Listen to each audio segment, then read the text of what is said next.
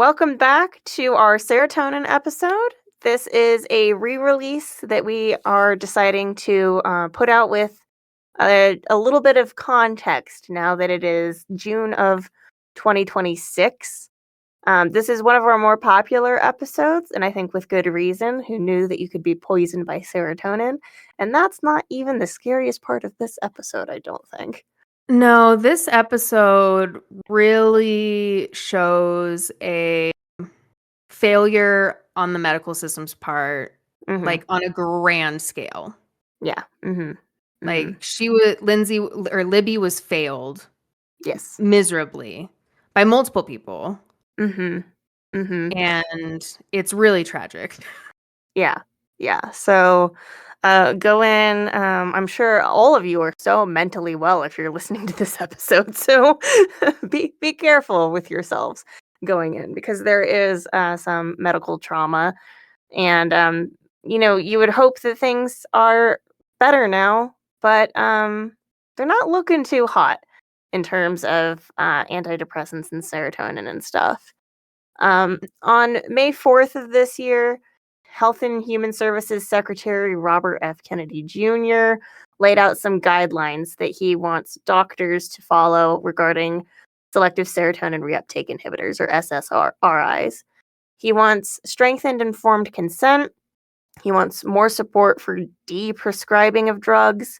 He wants non-drug first approaches for patients, and he wants shorter prescribing windows. And at face value, these don't seem like a bad idea. I mean, we're not coming in and being like, yes, prescribe all the drugs and like just willy-nilly whatever, put people on Right. SSRIs. We're not pro drug companies or anything either. But Right. But there's a uh, reason why people are going to a psychiatrist. They've probably tried those first line mhm, treatments mhm, with little to no result. That's why they're mhm. at the psychiatrist. Yeah. Yeah. And doctors are they hear these things and their response is basically, "Do you not think we're doing that already?" This Right. is kind of an oversimplification of the problem, because it's not just that we're giving people pills and sending them on their way. I mean, I'm sure some people have that experience, but like a good provider is going to make sure you're on the right pills and they're going to offer you therapy in conjunction with your Mhm. pills. And I mean, these drugs are like, we'll get into it in the episode that like we're not exactly sure the mechanisms of serotonin and the SSRIs and all of that, but they do help people. They help reduce suicidality in people. They help people who maybe aren't able to get like consistent talk therapy, or they aren't able to get out of the bad situations that they're in. They aren't able to get rid of like they're able to give them something so they can get through their day and continue to live their lives. And deprescribing is not going to help those things. And this is coming from a guy who has, with no backing, tried to link SSRIs to mass shootings just because he thinks that they're linked. And Crazy that's, work. yeah, yeah. And it's so bizarre to me that somebody who has no medical degree, no psychiatric research background, he's never practiced medicine, and he's offering these, really simplistic takes, like for Yeah. a very Mhm. complex problem. Mhm. Mhm. Like if only it were that easy. Right. Like, Right. Like, do you think people want to be on drugs? Because the drugs aren't cheap, Some people really struggle to be able to afford their drugs. they're not cheap. They have a ton of side effects. They do. They do. Like, And it's when you do that cost benefit analysis of like, mhm. I can't get out of bed or shower or eat Yes. or do anything, Mhm. but now, but I take this pill and all of that goes away, but I gain 20 pounds. Like, Right. Right. like, or you have low libido or like Mhm. what, like things like that. It's like, well, if you're literally not functioning and living. Yeah. Yeah, and it's not just the danger of him giving his opinion as this influential person and suggesting this policy, because I mean, I think if it were anybody else, doctors might be able to look at these and at least with some of them be like, "Sure, we can try to do that." But it's hard to believe he's doing this as a good faith effort regarding SSRIs. And I think importantly, the initiatives behind the Make America Healthy Again Institute that are, um, describing these changes that they're proposing, they want to change insurance billing too. So I don't want to be Oh, too great. speculative. I don't want to be too speculative, but it is, it does concern me that it's like, is insurance going to say, well, you've been on these for a year, you should be better now? And are they gonna help you avoid serotonin syndrome coming off of them? Are they gonna help you when you're changing your medications and you need a different dose? Are they gonna help you if, I don't know, insurance says you shouldn't need these anymore, you're not gonna be able to get your drugs for a month, which happens all the time with people and their prescriptions. They need to go back, they need to meet with their psychiatrist, and then they need to refill that prescription, and there's a gap because you could end up with really severe side effects if you have a gap with these SSRIs. So, again, I don't want to be too speculative, but obviously there are some pretty major concerns we have. And he did say that he's not taking away our drugs, right? He tried to make it clear that he's like, I'm not saying I'm going to take away your drugs, but it just doesn't seem like these suggestions that he's even giving are good faith suggestions. No, And he has no expertise, and, like, people are going to pay the price for yes, this. yes. And when it comes to the other major issue in this story of Libby Zion, it's not just serotonin, as we mentioned, it's the healthcare system. And Right. the, you know, RFK and Trump are doing nothing to help the healthcare system. We're already facing a healthcare worker shortage as it is. A 2025 federal analysis projected that by 2038, 30 out of 35 physician specialties will be hurting for practitioners. And with Mm. nurses, it's going to be over 100,000, and that's because of them calling nurses non-professionals, and people are going to have a hard time getting student loans. Like, we are going to be facing a shortage of people who can take care of us and a shortage of people who are going to be able to identify, things like are going on with Libby that you'll hear in the episode, that she needed to have consistent care. She needed to have the right people watching her. And we're going to end Mhm. up in a position where we do not have the right people helping us and taking care of us because of this administration. Without a doubt. Yeah. Without a doubt. So, not to be fear mongers or negative Nancy's or whatever it is, that is the position we're in. So, listen with care to this episode. Catch you later.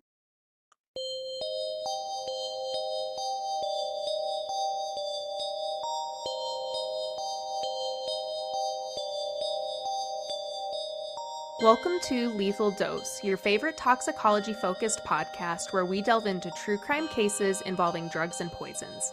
My name is Venus Dineko. I'm a layperson fascinated by true crime. My name is Kayla Woods. I'm an author and toxicologist. Let's get started.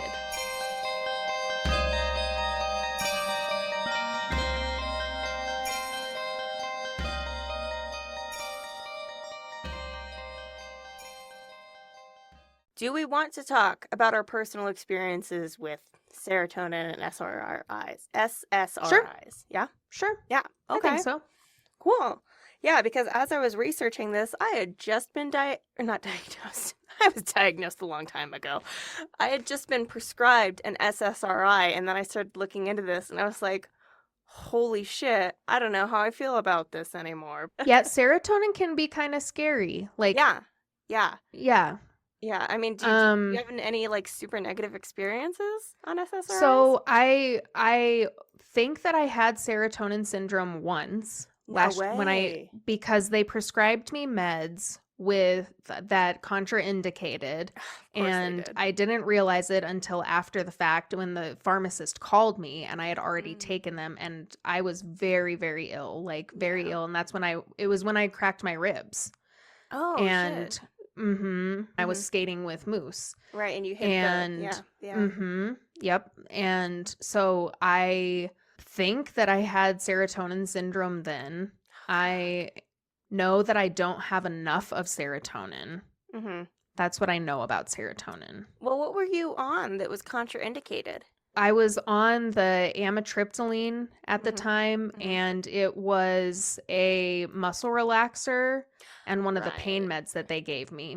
Yeah, yeah. I can't remember which ones they were, Yeah, but that was the problem. yeah. That was the problem at hand. See, and I feel like pharmacists are almost like your last line of defense unless like you look it up yourself. Like I know some pharmacists who are like really hardcore about like making sure that nothing is contraindicated and they'll contact the Mhm. doctors and they'll talk to the patient, be like, "Are you on anything else?" But it's like you really have to check anytime anything is added to your medication list. Like it's You pretty really fucked do, up. because Yeah. this was like, and I mean, I went to an urgent care that my primary was with, Mhm. and so they knew what I was already on, but Mhm. they prescribed it anyway, and so Yeah. I felt kind of wronged. Mhm. Um, Oh, but just yeah, you just anyhow, wait until this story. yeah, yeah. So do we have trigger warnings for this episode? Yes, yes, we do have trigger warnings for hospitalization, physical restraint, and medical malpractice. Sounds like fun on a bun. Yeah, it's a bummer of an episode, I have to say. Like, I think people will find it interesting. I think they will find it useful. I mean, as I was researching, I was actually experiencing some pretty negative side effects with the SSRI I had just been prescribed. And my therapist, who's not an MD and was just like helping me through the like emotional side of things, but like I had Mm-hmm. a PCP who is supposed to help with medical management. So my therapist was like, "Are you sure that it's not serotonin syndrome you're experiencing?" And I was like, "I don't have a fever. I'm not twitching. I just have a massive migraine because Lexapro, which is what I was on, pulls sodium out of your blood. And I have just low blood sodium, low blood pressure, and all that to Mm. begin with. And my PCP didn't listen to me when I told her that. So I felt very emotionally connected to this story, you know? Right. Yeah. Yep, I was on Lexapro recently. It Mm-hmm. wasn't hitting the bag, so now I'm on an SNRI. And what is an On SNRI for the listeners? serotonin norepinephrine. Did I say that right? Yes, you did. Norepinephrine. Norepinephrine. Reuptake inhibitor. Yep, thank Yeah. you. And what Thank is you. an SSRI then that we've been discussing? Serotonin. Selective serotonin reuptake inhibitor. Selective serotonin. Yes. Yes, yes. So, do you generally know what serotonin is?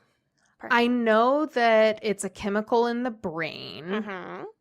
that brings happy feelings. Very good. That's what I know. That's what I know, and I know I don't have enough of it, and I need more, please. Samesies.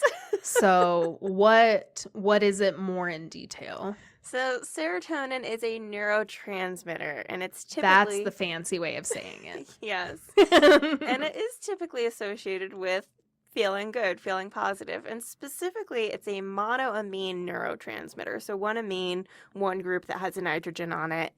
And the kind of antidepressant that we'll be talking about in today's episode is not an SSRI, but it is an MAOI, which is a monoamine oxidase inhibitor. And I've so, heard of that before. yes. Yeah, I don't know that it's common. I mostly hear it in like the fine print of commercials that say don't take with an MAOI. Right. But this kind of antidepressant prevents the breakdown of serotonin. It prevents the oxidase happening, the oxidation happening of a monoamine. So, am I understanding it like it preserves what you already have there? It's not giving you more? Right. Is that right. kind of the deal? Okay, gotcha. Mhm. Gotcha. And people who are familiar with their neurotransmitters, I'm sure you've also heard of dopamine, and you might wonder, like, well, dopamine and serotonin both make me happy. Like, how do they function? So dopamine's associated with reward and motivation, and serotonin is more associated with feelings of like happiness and calm. Like when you get sunshine after a long winter, which I have been experiencing recently, you feel a little better, you feel a little lighter, and that's serotonin. Mm-hmm. Gotcha. Okay.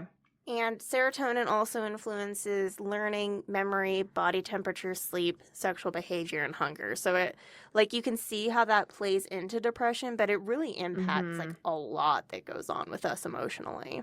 And what I think is interesting is that I always thought that low serotonin was the cause for depression, which I'm sure you probably thought too. Like the Mm-hmm. serotonin theory is like if you have low serotonin, you have depression. And this was a theory that was suggested in 1967, but it was debunked pretty soon after it was suggested Okay. in the 1960s. And so today, like the theory of serotonin being linked to depression is it doesn't have a very strong causal link. Mostly it has continued to have this strong link amongst lay people and even, people like me. I don't research psychiatry or psychology or anything, so I thought that there was a strong link, but that is mostly because the creators of SSRIs and MAOIs and tricyclic antidepressants found success marketing their drugs for depression. And like, Mm. I know it's kind of a cynical outlook to have, like, oh, it's just been marketed to us this way, but it kind of has been, and like, not without reason, because like, even though it was debunked as like low serotonin is the only cause of depression, Mm. which is not what it is. And so, like, serotonin is also called 5-HT, hydroxytryptamine, and we have a lot of 5-HT receptors, and we call them serotonin receptors the same reason that we call, like, our nicotinic receptors, like, we call them that because nicotine adheres to them. But it doesn't mean Mm-hmm. that, like, That's serotonin the is... only thing. Right, right. And so Okay. serotonin receptors, these 5-HT receptors, are still central in depression research, but like we know now that it's not the only thing at play. And we actually know that people who just experience depression don't respond very well to SSRIs because that's not the only thing that's going on with them. And so when I was talking to my therapist and I had been researching for this episode, I was like, hey, you just prescribed me something that is known to not do super well for depression. So I don't know if I want to continue with this, but paradoxically, I am feeling better. And I don't know if that's just the placebo effect. So what my Mm-hmm. therapist told me was, yes, she was aware that there is this research out there about 5-HT and depression. However, when you're someone like me who's experiencing depression and anxiety, you actually see a lot more benefit. And it's because it's a lot more complex than low serotonin equals depression. There's more at play, right? And so for Mm-hmm. me, I was actually experiencing maybe a little bit of placebo effect, like let's be honest, but also just like there's something more complex that the SSRI was acting on. Whereas people who just have depression, they maybe need something like they need to quit their job and do something else, or they need to like have a stronger like social network because the genetic or the social things that are also going on with them is outweighing any sort of biochemical impact that these Right. 5-HT receptors might have. Sure. Sure. So, Because you could take all of the antidepressants in the world, but if you're not making changes, yeah, nothing's going to change. totally, Yeah. totally. And so you might be wondering, how does somebody become poisoned criminally with Right. something that is endogenous to them? Because that is the whole premise of this show. And now I'm presenting to Right. you the depression chemical or the happiness Right. chemical has been used criminally. And like it has in a fucked up way, Of in a course it roundabout has. way. So Of course it has. so today we are telling the story of Libby Zion and serotonin syndrome. In March of 1984, Libby Zion was an 18-year-old student at Bennington College in Vermont. She was living with her parents in Manhattan's Upper West Side for the time being as part of a work-study program through her school that landed her a job working for the New York City Council president. When she first moved to New York in January, she began seeing a psychiatrist named Dr. Kenneth Greenspan for stress management through a biofeedback technique that was primarily breathing exercises and mindfulness. On January 19th, Libby had told Dr. Greenspan that she felt like she had been acting like someone else for her entire life. She didn't feel like she was ever really herself. And Dr. Greenspan diagnosed her with atypical depression caused by a chemical imbalance. Mm. And he prescribed her the antidepressant Nardil, which is an MAOI, and he prescribed her the benzodiazepine Valium, as well as Dalmane for insomnia. So I don't remember the family that Dalmane belongs to. But the reason she was prescribed a benzodiazepine is probably for acute anxiety. Sure. By March, Libby seemed like she was doing fine. She was working out with her medications, she was doing a little bit better. Dr. Greenspan was helping her navigate her depression and anxiety and had even convinced her to overcome her phobia of dentists in order to have a rotten tooth removed that had been bothering her. The dentist, a Dr. Wasserman, recalled that Libby handled the appointment well, considering that on top of her phobia and pain, which he gave her 20 Percodan to manage because it was the 80s, Sure. she also had some symptoms of an oncoming cold. So she just wasn't doing super well that day. And she'd actually had to go to a pediatrician just before seeing Dr. Wasserman because of her cold symptoms, which included a runny nose and an earache. Okay. There was no sign of an infection that the pediatrician, Dr. Shapiro, could see. There was no inflammation, no fluid, and she didn't have a fever. But it was the 80s. And so just to be safe, Dr. Shapiro prescribed the antibiotic erythromycin and told Libby to pick up some OTC chlortrimeton. Libby's last day of work in New York was March 2nd, since she had to be back in Vermont on March 5th. Her coworkers threw her a big going-away party, but she felt so poorly that she couldn't even stay long for her own party. Like, her cold was getting worse, she wasn't feeling good, she just had a tooth pulled. Mm-hmm. So she told her mom, Elsa, that it actually wasn't her, like, tooth or her gums that was hurting her, but she primarily was experiencing a sore throat and a fever of 101. So, like, Oh, wow. not nothing. Yeah, big fever. Yeah. Over the weekend, she continued to get worse. Her mother recalled that she thought Libby took some Tylenol, and when Libby's ex-boyfriend, who, like, had actually just broken up with her earlier that week, but, like, maybe was coming by to be like, hey, I know you're leaving New York, hope we're cool, whatever. Mm-hmm. He came to visit, and he said that Libby was hot, sweaty, and not thinking clearly, like, was kind of out of it. And Libby told him that she was having a bad reaction to her Nardil, but she hadn't mentioned this to anyone else. And, like, I don't know when the boyfriend was asked about all of this. Maybe she knew that she was having a bad reaction, but, like, maybe not. Like, maybe this came out after the fact. But for the time being, it mostly just seemed like Libby had come down with something. Like, Libby, to everybody else, it seemed like Libby had a cold. On Sunday, her fever was 102, so she'd been having a fever for at least, like, 3 days that was pretty high, but she was still, like, up and about and trying to do stuff for most of the day. And most people who were asked about it afterwards didn't think she looked too badly, but, like, they could tell she really wasn't feeling well. She wasn't communicating clearly. And then at around 9:30 that night, she told her brother Adam that she was feeling so badly, she was worried she was going to die. Shit. Yeah.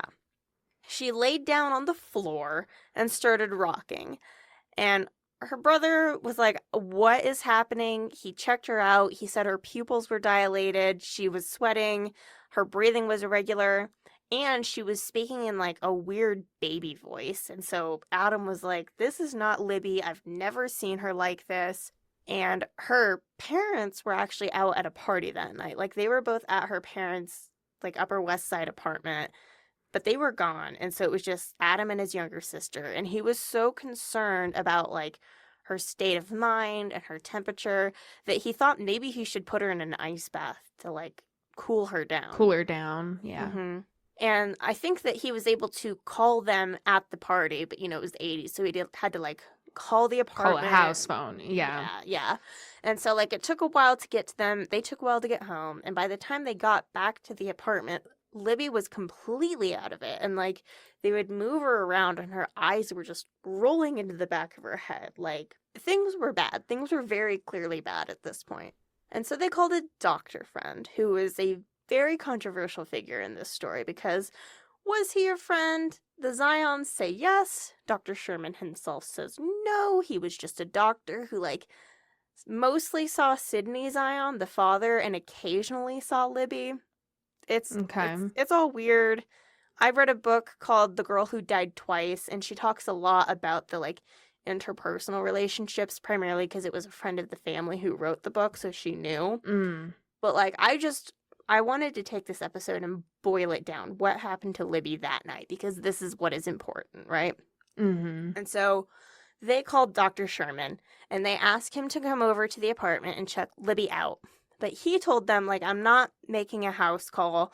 Take her to the emergency room at New York Hospital where I work, and I can vouch for the people who work there. And I will have an attending doctor, like, I will inform him that you are coming to the ER, and they'll comfort you, they'll help you out, they'll keep me in touch, it'll be fine. But I'm not coming over, you need to take her to the ER.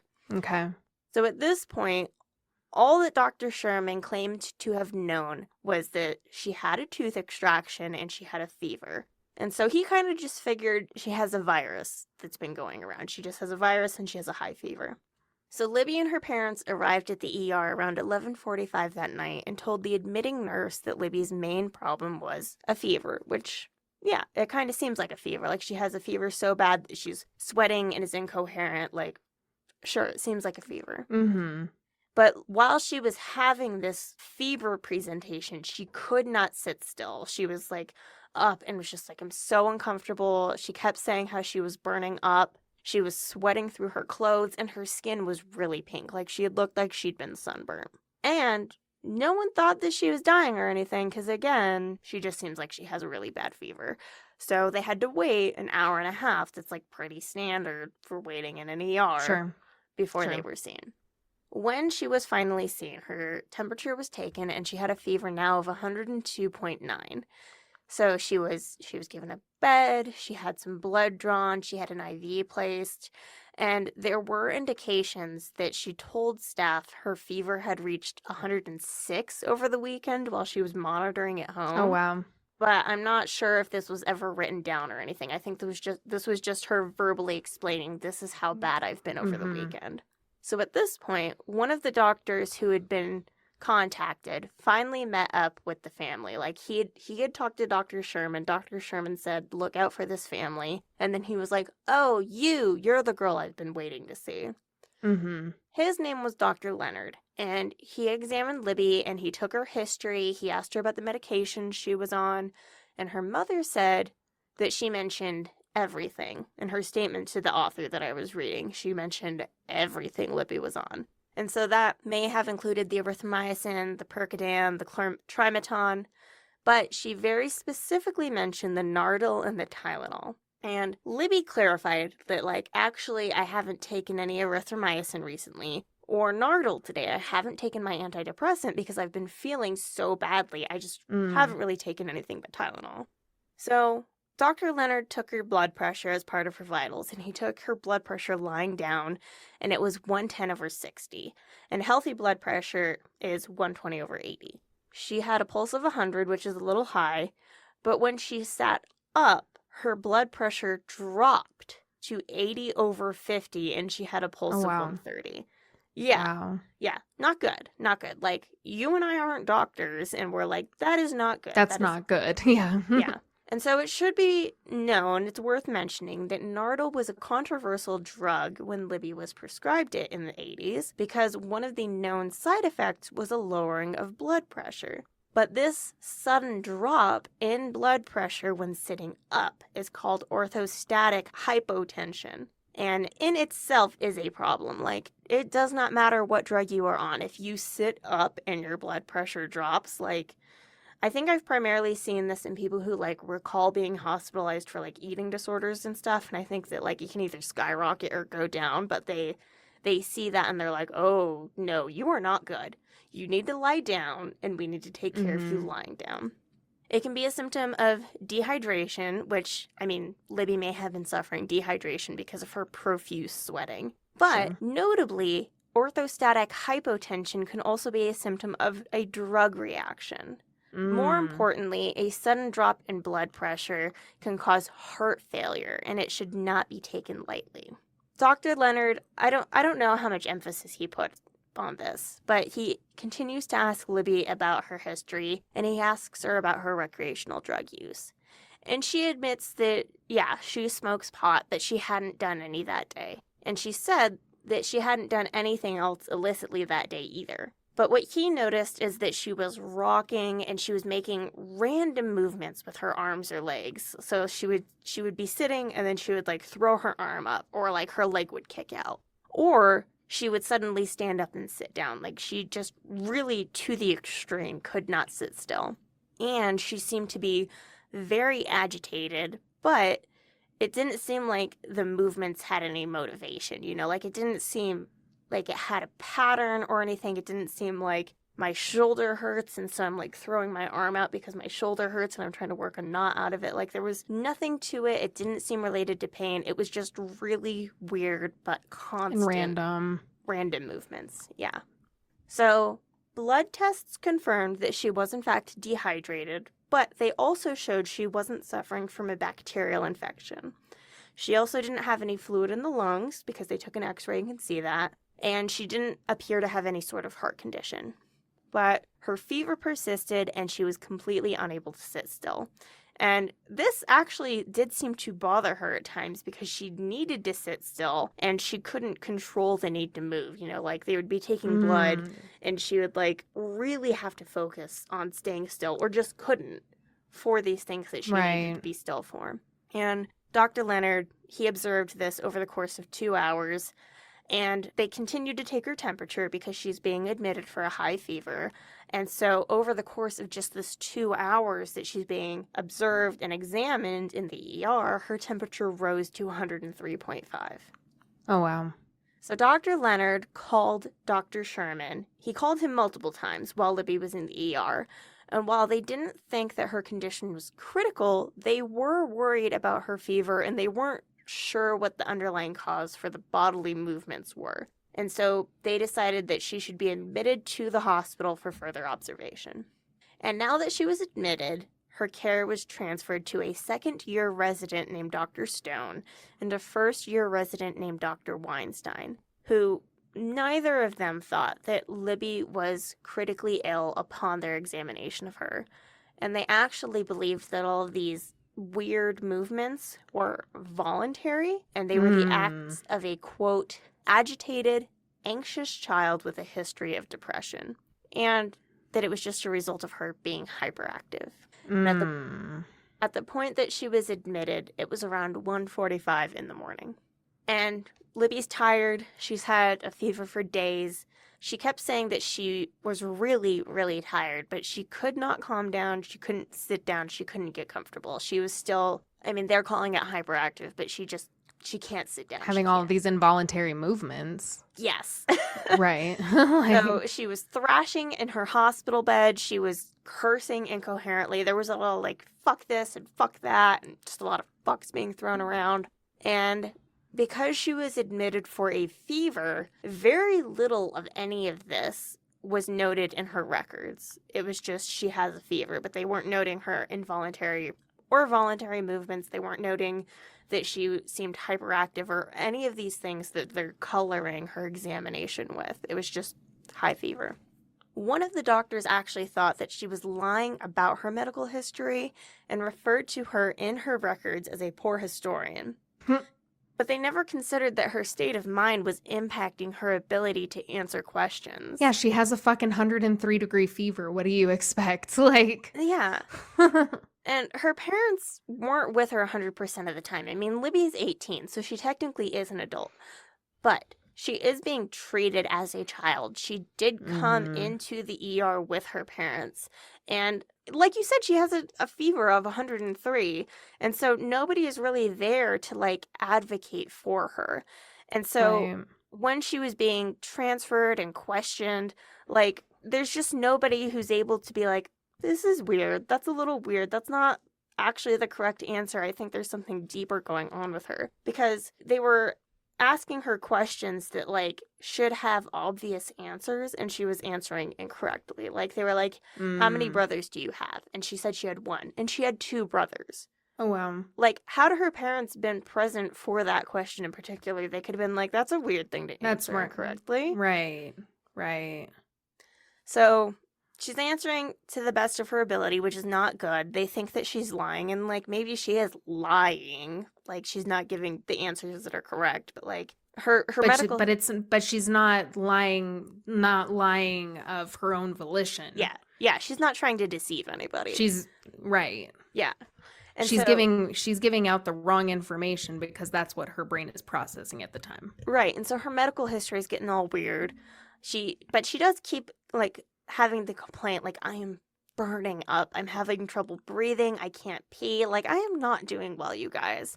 And so just after 2 a.m, Dr. Stone told her parents that they were going to test for meningitis. We aren't sure what's going on for her, but because of just her agitation, we're going to test for meningitis. But until these results come in, all that can really be done is that we keep her IV in. And that had actually been yanked out a couple times because of all these movements that she's happening. But they're like, we just need to keep her hydrated. We just need to keep her under observation. But she's going to be fine in our care. Really, you can go home. And the Zions didn't want to leave Libby. Like, they hadn't been with her 100% of the time, but they were like, we want to be with her for this. Like, this is not good. We want to know how things are becoming updated as they are becoming updated. I mean, they can't easily be called, you know? So, like, we want to be here as things are changing. But they were like, it's New York Hospital. Like, we know Dr. Sherman, and Dr. Sherman has basically spoken for all of you. So, like, I guess Libby's in good care. Like, it is 2 a.m. We should probably go home. But they also hadn't been made aware that the people that she was in the care of had already pretty badly colored their positions of her condition. So they weren't aware that Dr. Stone had summarized her condition and her records by saying that she had, quote, viral syndrome with hysterical symptoms. No. He called her hysterical. And later he would say, like, I wasn't trying to say medically she was hysterical, but it's like, you called her hysterical. Yeah. So around 2:45 in the morning, the Zions left for the night. They told Libby to try to sleep well and that they would see her later that morning. We'll come back first thing in the morning and we'll come visit you and see how you're doing, and we'll probably take you home then. And although she was under the care of both doctors Stone and Weinstein, Dr. Weinstein was the main person responsible for Libby's care. And again, as I said earlier, this was a first-year resident. So Dr. Stone, he has seniority. He gets to kind of supervise everything, but he gets to go home, essentially. Like once his work's done, he gets to go home. Dr. Weinstein is the one who will be there throughout the course of the night.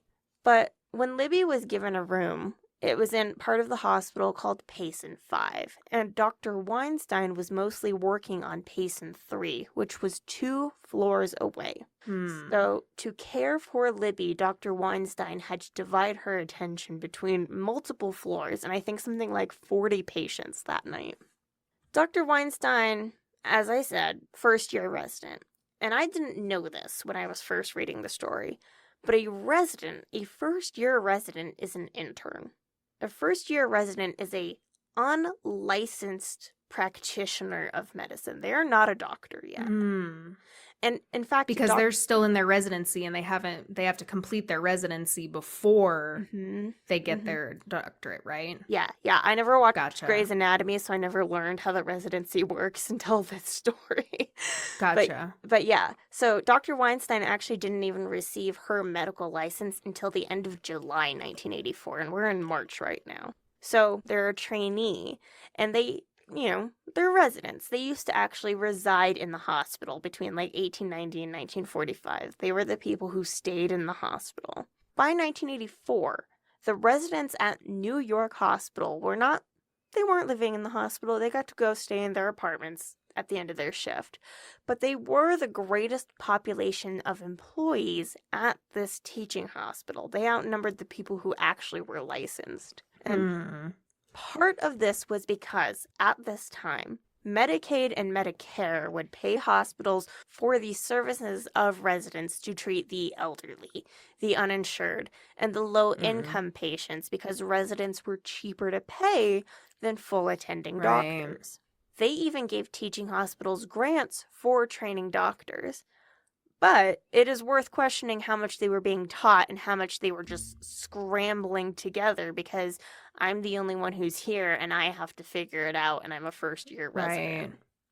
So the author of The Girl Who Died Twice, Natalie Robins, she said that there was concern in 1984 about residents essentially controlling the hospital as far as decisions being made about patients, decisions being made about their medications. And it was partially because they were afraid to ask for help. Like you really got rewarded for getting through a night or getting through a shift without bothering sure, the second quote year unquote, yeah, or the attending. Yeah.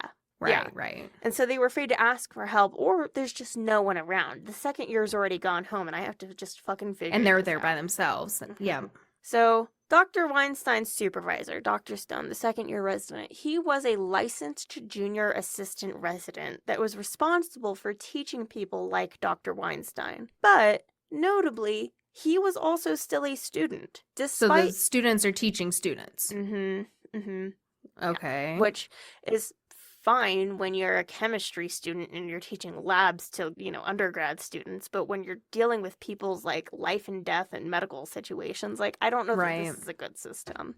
But so, despite this hierarchy, Dr. Stone was not required to superintend over Dr. Weinstein's decisions regarding Libby Zion.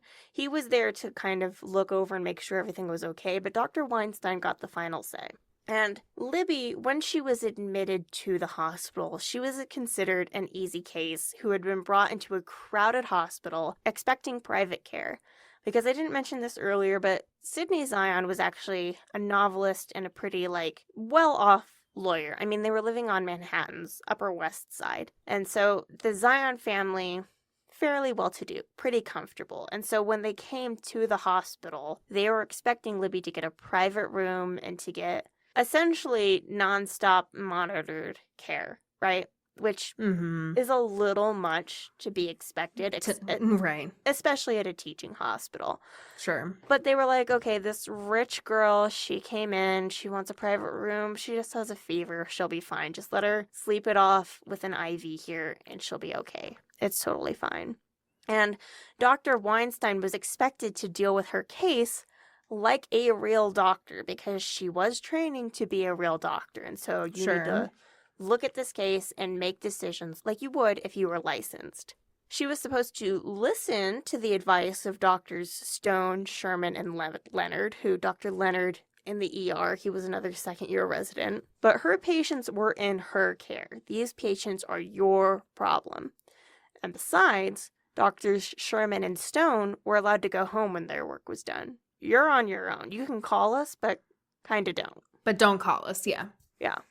So Libby Zion, she was admitted on a Sunday when the hospital was actually typically understaffed. Dr. Weinstein was the intern on call, meaning that she was working overnight at the hospital that day. And because it was a Sunday, Dr. Weinstein was the only person responsible for all the patients on patient 3 and F3 East, which were the private medical floors, and that's where Libby's parents were expecting her to go. But she was also responsible for the patients, which were usually cared for, typically during the rest of the week, by 2 other trainees on floors with semi-private rooms, including patient 5, which is what Libby was on. So, because it's a Sunday, they're like, well, some of you can just do the work of 3 people, because it's a Sunday. Right. So Weinstein had actually been on this shift. I mean, not working the work of 3 people, but she'd been on the same shift since February. She'd been working these overnights and had been working between 95 and 110 hours a week on this shift. Because, that's crazy. Yeah. In 1984, there was no maximum hours that she was allowed to work as a first-year resident. Wow.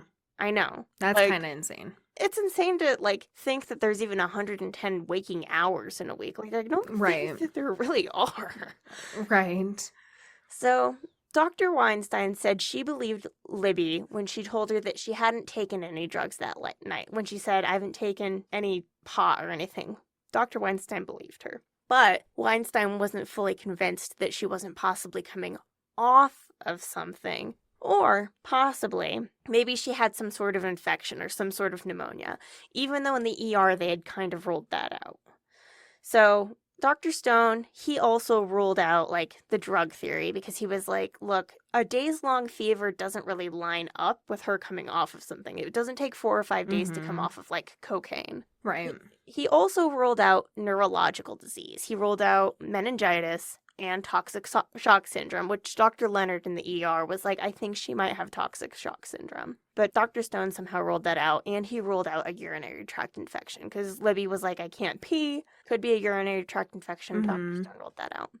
But he was considering the possibility of some sort of zoologic disease because she had a cat, and so he was like, oh, maybe her cat gave her a fever. I don't know. I guess it's happened. I'm not a doctor, but he was like, maybe this is it. But the fever was the primary concern. The fever was the reason that she had been admitted, and so it was the main concern of Dr. Leonard, Dr. Stone, and Dr. Weinstein. And Dr. Weinstein chose to control it with Tylenol and IV fluids.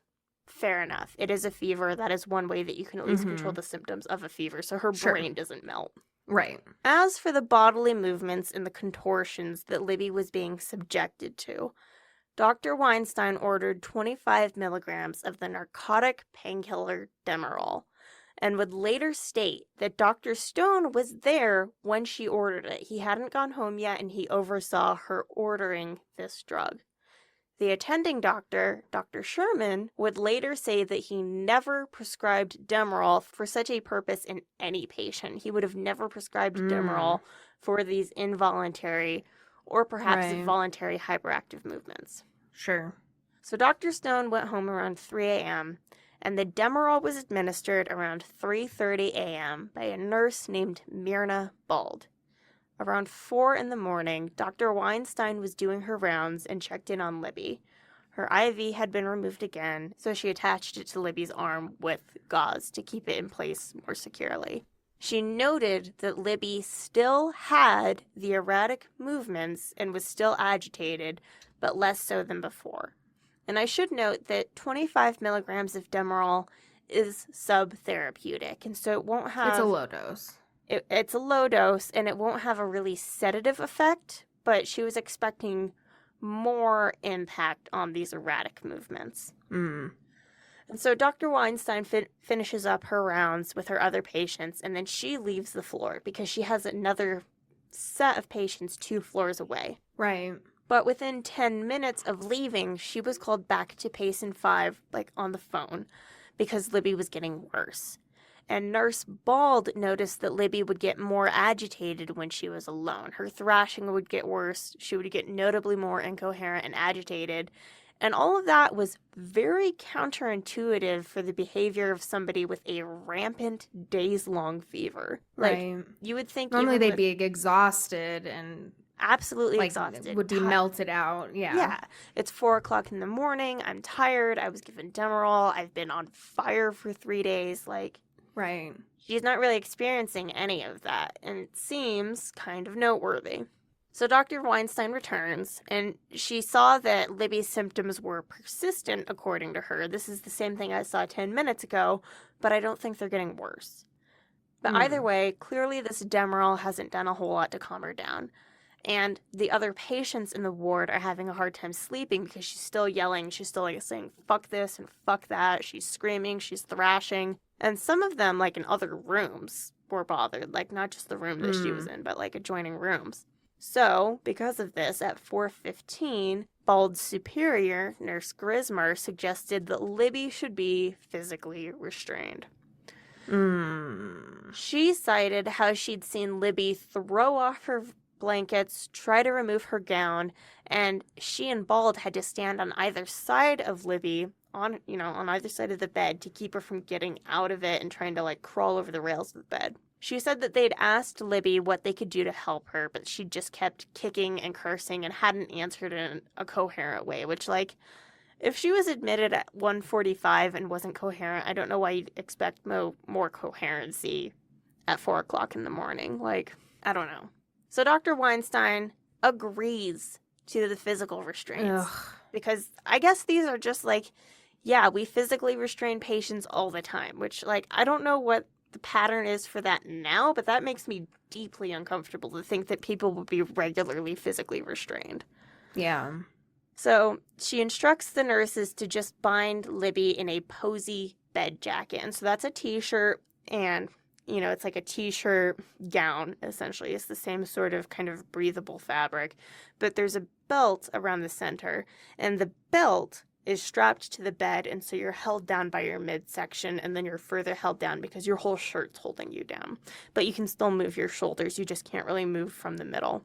Okay. And so Libby's in this jacket and she keeps thrashing. She can move her arms, she can move her legs. And so without consulting Dr. Weinstein, the nurses decide that they need to restrain Libby's wrists. And so now she's held down by her waist and by 2 points up top. Obviously, she's not coherent. She's held down. She tries to free her arms and she's throwing her legs and her body around to try to get free. And allegedly, according to the nurses, she was thrashing so hard she nearly broke a plate glass window near her bed. Oh, wow. Which, that is intense thrashing. Why is there a plate glass window near the patient's bed? It's the 80s. I don't understand it. Yeah. But without consulting Dr. Weinstein again, they decide that now she needs 4-point restraints. We're going to strap down her ankles as well. Wow. And Dr. Weinstein, she's completely gone from patient 5. She is not on the floor anymore. Nurse Geismer calls her again. The first time they called her was when they strapped her down with the posy jacket. They didn't call her when strapping down her wrists or her ankles. Now she's calling her again because she's like, she's strapped down with 4 points in this posy jacket. She's still thrashing. These restraints aren't working. But Dr. Weinstein said she was busy. She can't come back to patient 5 just for this one patient. And so she's like, just tell me what's the description of her condition. Nurse Grismer told her that Libby's appearance and respiration hadn't changed. Everything is the same, but she's still thrashing pretty badly. So Dr. Weinstein ordered 1 milligrams of the antipsychotic Haldol to be administered intramuscularly. So this shot was given at 4:30, and Libby didn't acknowledge the nurses and didn't react to the needle. She is completely gone. But I don't think that means she should have been administered an antipsychotic. Like, back to what we were saying with ketamine, I don't think people should be chemically restrained if they're having a bad time. Right.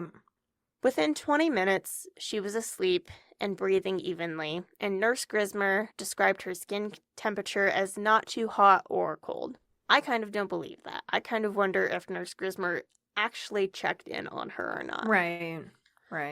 At 5:30 in the morning, Nurse Bald also noted that Libby's breathing was regular and that the restraints had been removed at some time, but this hadn't been noted in her file anywhere. It's unsure who removed the restraints or when. 30 minutes later at 6 o'clock, she woke Libby up to give her her second dose of Tylenol.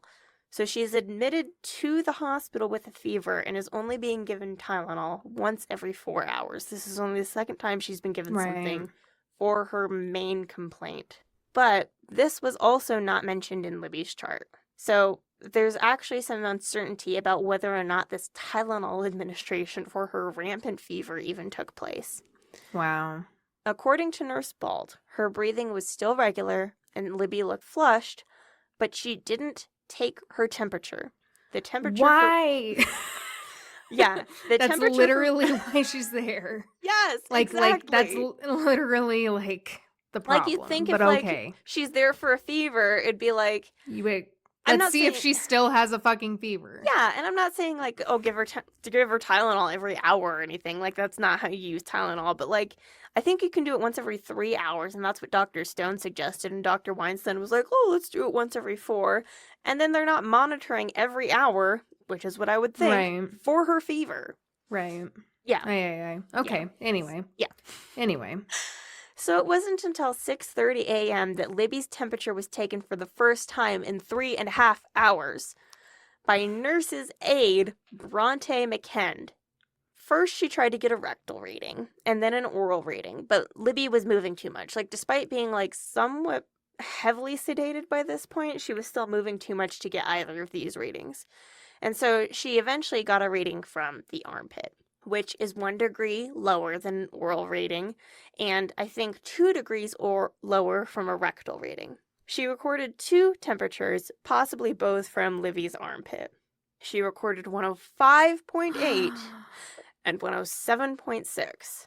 Holy shit. This means that orally, her temperature was closer to 108 degrees, and that rectally it would have been around 110 degrees. Holy shit. And who knows how long that had been going on. It had been like that, right? Yeah. So McKend, the nurse's aide, mind you, recognized the danger and immediately went to Nurse Grismer with the readings, and she immediately called Dr. Weinstein. Dr. Weinstein instructed the nurses to apply a cold compress and a cooling blanket. Like, that's all you can fucking do at this point. And then ice was collected to pour onto towels to apply to Libby's body. Like, oh my god. It should not have gotten to this point at 6:30 in the morning. Right. So there is some discrepancy about Libby's state of consciousness and her appearance, with some remembering that at this point she was somewhat responsive, and others remembering, perhaps, that she was unresponsive and pale. But there was no disagreement about what happened next. At 6:40 a.m., Libby's heart stopped beating. They had 4 minutes to get it beating again to avoid brain death. And who knows how much brain damage she had experienced because of her fever. Already at this point, right. Nurse Grimer applied cardiopulmonary resuscitation and called the cardiac arrest team. Nurse Bald retrieved the crash cart. Dr. Weinstein was not on the floor. She wasn't on Payson 5. So the first doctor to respond was first-year resident Dr. Pillette, followed by chief resident and head of the cardiac arrest team, Dr. Carr. The call was made for Dr. Weinstein on whatever floor she was on, but she did not immediately respond. And I don't recall why she said she didn't immediately respond, but she didn't respond until over, like, the PA system, they said that somebody was coding on Payson 5, and then she was like, oh, shit, and then she went running. So there was not an immediate emergent response from her. The team tried for 55 minutes to revive Libby with no success. They attempted intubation, defibrillation, a breathing bag, calcium chloride, epinephrine, sodium bicarbonate, and even Narcan. At no point was the second-year resident and supervisor, Dr. Stone, ever called during this. Oh my god. And at 7, it's just a bunch of students, essentially. Yeah, it's a bunch that were of all fumbling interns. around. Yeah, I mean, they do have Dr. Carr, who is a chief resident, but, like, that's it. That's it, though. Yeah, one person to help somebody who's been experiencing an intense fever for how many hours? Right. So at 7:30 a.m. on March 5th, 1984, Libby Ethel Zion was pronounced dead. An autopsy was performed on March 6th, and Libby was entombed on March 7th. Libby's father, Sidney, had not wanted to identify Libby's body at the morgue and instead sent 2 people from the New York City Council to do so. But he did make 8 calls to the office between March 6th and March 11th. Now, having worked in a medical examiner's office, I will say that none of that is uncommon. I don't even think we have people come to the morgue to identify bodies anymore. Like, that is kind of an inhumane practice that I think we've generally stopped because nobody wants to see their loved one dead, and there's other ways you can identify a body. But the reason that Sidney Zion, like, was continually checking in, like, that is very common for people to check in and check in and check in. And there's a good reason for him, because she died under the care of doctors. Right? Like, what happened to my daughter? What happened? Yeah. Like, she's in theory, like, at the safest place possible for her. Right. In theory. Right. And, like, was there something we missed? Did she have something that was intense? Was there something we should know about? When the family finally received Libby's death certificate, the cause of death was listed as pneumonia. Oh my god. So the autopsy. So they had to be a little bit taken back by that, I'm sure. Oh my god, if I had this and somebody was like, oh, she died of pneumonia, I would have been like, I was in the ER with her and there was no fluid in her lungs, so what the fuck? Right. So the autopsy had taken an hour and a half and had been conducted by 2 doctors. One of them determined her cause of death was bilateral bronchopneumonia, and the other doctor explained that she actually died from hemorrhagic pneumonia. Either way, this cause of death would suggest that Libby died from a bacterial infection of some kind, which had been ruled out. And, like, that's not to say that bacterial infections can't incubate over a long period of time, but she was in the hospital for less than 8 hours. Right. Right.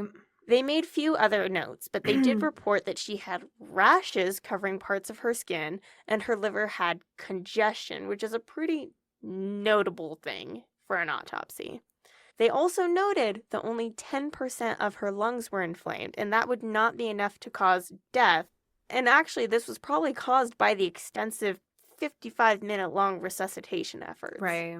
For an 18-year-old like Libby, the more relevant finding at autopsy was the congestion of the liver, because this is an indication that the body was reacting to an acute toxic exposure. So Dr. Sherman called the family to discuss the autopsy report with them and walk them through it, and he explained to them that nothing was found which would explain why Libby died so suddenly. Even if it was pneumonia, that really doesn't explain why she died so suddenly.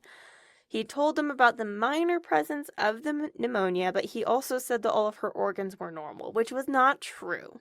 And this is the part that really ticks me off. Toxicology testing had been conducted on March 7th, but not signed off by the tox lab director until May 8th. And honestly, this is like a pretty typical wait time. But this tox lab was also experiencing like a lot of miscommunicating between people and people not trusting each other. And so there was just a lot of bullshit happening behind the scenes that could have delayed testing. But if anybody is unfortunately in the position of having somebody who dies and they have to wait this long nowadays for tox, like this is a very typical wait time. Okay. Antemortem blood collected by the hospital was tested and detected cocaine via radioimmunoassay, which is RIA.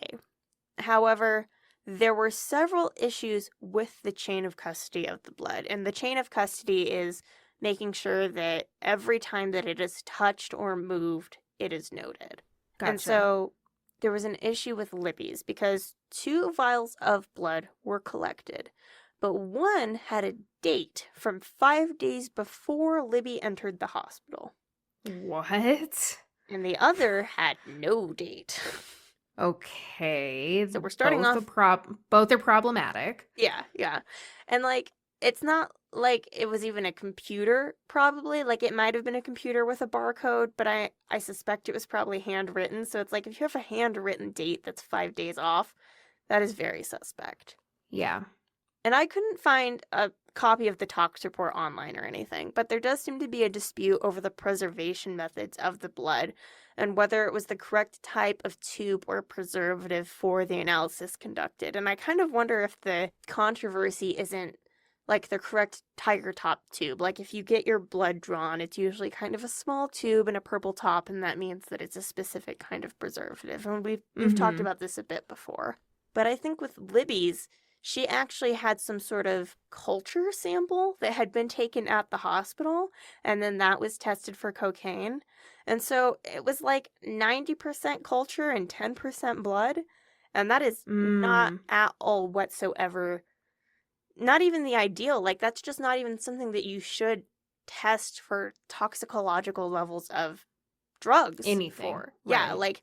That's not a good sample. Don't send that to me as a toxicologist. Like, you're doing your own thing with the culture. Don't send that to me.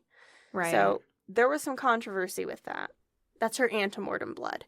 Post-mortem blood collected at autopsy was also analyzed and did not detect cocaine or its metabolite benzyloliganine. And that is important because cocaine can continue to convert to benzyloliganine in your tube after it's collected.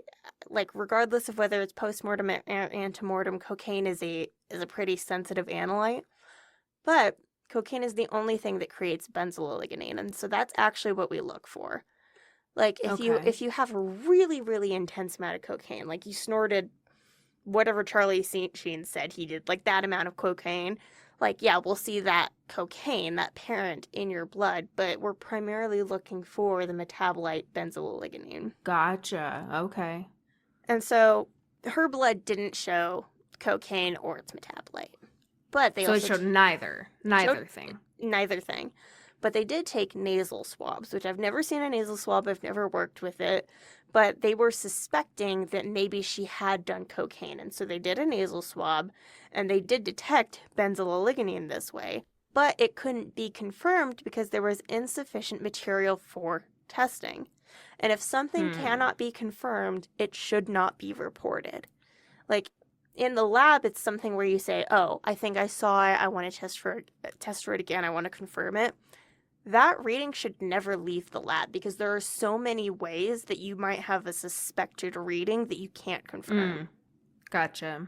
And what I think is really... Like, only report what you're 100% certain on. Absolutely. Like, if you suspect it, it's not worth talking about it all because it doesn't mean anything. Okay.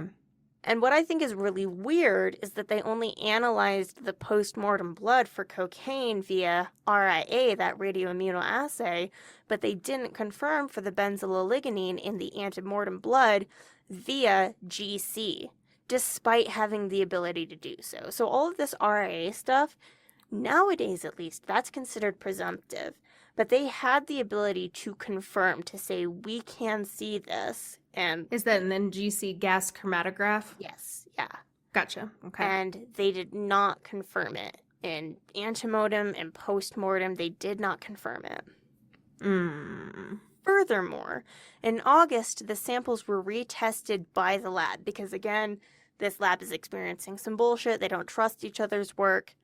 But the samples were negative for cocaine. And I will say that if there were trace levels, like, because as I was saying, cocaine can degrade to its metabolite, it's possible that there wouldn't be any present at retesting, even if it was stored properly. But okay. I think you should still be able to see benzyloligonine, and they could not. So none of this should have left the lab. According to her toxicology that should have left the lab and been signed off, there is no cocaine in her system, as far as I am concerned. It's possible that Libby had done cocaine in the days before her death. I really don't care if Libby did or did not ever do cocaine. Like, that is not my business. And it could have contributed to serotonin syndrome if she did do cocaine because she was on an MAOI. I want everyone who's listening right now to take this home. If you are on an MAOI or an SSRI, anything that increases the serotonin in your body, doing cocaine can cause serotonin syndrome, and you should know that. But I don't think it was something that should have been brought up in determining her cause of death or in the court proceedings to follow because it was never accurately verified. It cannot contribute to her cause of death in the hospital. Like, the cocaine has nothing to do with it. At that point, it's just serotonin syndrome, right? But, big but, the whole rest of this fucking story is going to hinge on the defense saying there was presence of cocaine and that's the reason she died, rather than any sort of malpractice on behalf of the hospital, which is a weak-ass fucking argument. Yeah. Like, I can't overstate how badly they harped on this, like, minor unconfirmed presence of cocaine. And Sidney Zion, like I said, he was a writer, but he, like, when he worked in a journalistic capacity, he wrote for, like, the New York Post, you know? It's like, are you a journalist if you write for the New York Post? Don't come at me, but, like, seriously, think about your choices. But after the grand jury gave their statement, the hospital fought back and doubled down on this cocaine. And Zion wrote back, and so now there's this journalistic back and forth. We're not even talking about the case anymore, really. Right. And the DA defending the hospital said that it was possible that Libby did cocaine while in the hospital. Oh my God. Yeah, and I feel like that is defamation of character. Like, they never... Yeah. They never posed it as defamation of character, but it's like she didn't do it in the fucking hospital. She didn't do it at any point while she had this fever, I am pretty sure. Like I said, I don't care one way or another. Like, I'm not on anybody's side here. This happened years before I was even fucking born. But this whole cocaine thing is such an ugly distraction to me, especially having worked in a tox lab where it's like I would tell the medical examiner, like, hey, I think I saw this, but it is not worth reporting because I could not confirm it. Right. Ugh. So, anyhow, on May 8th, Libby's death certificate was amended by the associate medical examiner to read that her death was caused by, quote, acute pneumonitis 4 days following dental extraction and in the course of treatment with erythromycin, hyperpyrexia, and sudden collapse shortly following injection of mepiperidine and haloperidol while in restraint for toxic agitation. History of therapeutic phenylazine injection unclassified. So let's break that down, because that's a lot of medical examiner jargon. Mm-hmm. Hyperpyrexia is high fever, which is usually caused by an infection. Okay. The meperidine that I mentioned is the Demerol, which was known to be administered, but which is not found in Libby's toxicology. And so it makes me kind of wonder about the things that they did find, if they couldn't find something that we know was administered. She had just taken hours before her death. Right. So the haloperidol is the Haldol she was given, and again, we know that was administered. Mm-hmm. And then the phenylzine is the Nardil, and I'm not sure why it says history of injection because she was taking Nardil pills, so I don't know what kind of verbiage they're using for that reason. But anyhow, the Haldol was not found in her toxicology, and that I can kind of believe because it's possible that it was because it was a 1 milligram dose, and so it was too small to be seen in the blood. The Nardil was also not found in her system, but Nardil can continue to have effects on the body for 14 days after the last dose. And so, again, I'm kind of skeptical about what they were able to find, but the Nardil, she said I didn't take my antidepressant the day before she died, and I believe her. When you are prescribed something like Nardil and they actually tell you everything that they're supposed to tell you, they say things like, hey, don't take Nardil in a 14-day window of taking things like oxycodone, because there's 14 days where you're not taking it and it still acts on the body. Right, the half-life of it. Mm-hmm. And then what they did find, what they were able to actually put in her tox report, was traces of the chlortrimeton, Tylenol, and Percodan. All of those were in Libby's system. So there are a number of drug-drug interactions that should have been monitored by someone on Libby's medical team. It was in part on Libby, of course, to use drugs responsibly. And I'm not going to say that she was irresponsible with drugs or her health just because she smoked pot and did cocaine. Again, I don't care. And I'm not going to diminish the possibility that she knew the dangers of cocaine. Just because it's 1984 doesn't mean people are thinking that it's a nothing drug. Maybe she did, but right. Maybe she knew, cocaine's not good for you. Yeah, people know that cocaine's not good for them, and right. They still do it. And maybe she even knew, oh, I shouldn't take cocaine and drink or whatever. But I still think that it was the responsibility of providers writing prescriptions to be aware of drug-drug interactions and to emphasize those dangers to their patients so that the patient can make an informed decision. Mm-hmm. And I don't believe that happened. I don't believe that happened because of all of the things that she was prescribed. And I also don't believe it happened just because of, we were talking about at the top of the episode, your provider doesn't really tell you about the drugs that you're on. Right. No. When I went to that PCP that I was telling you about, it was managing my prescriptions, and I was like, hey, I have low blood pressure and I think this is fucking with me. She was like, no, you should drink more water. And I was like, I think that this is a salt thing, actually. Should I increase my salt? And she's like, no, drink water. And sure, I'm one of the many chronically hydrated people walking the earth. I should drink more water. But I went home and I read that it takes salt out of your blood, and I was like, I'm experiencing hyponatremia, and my provider didn't catch that when I was telling her point blank, I think this is what is happening. Right. So they're not on. We can't trust them to be on the ball. No. And so I don't think that they were on the ball with Libby. I don't think that they told her hey, watch out for these things. And I have it listed later on in the episode. I will go into detail on this, but there's a lot you need to avoid when you're on an MAOI. There's a lot. So she should have been asked what medication she was on, first thing. Not even what recreational drugs do you take. She should have just been asked, what have you been prescribed recently and what are you still taking? Mm-hmm. Because most of the drugs she was on could cause sedation and drowsiness and needed to be monitored somewhat closely. And specifically, this is when she was told, go get OTC chlortrimeton.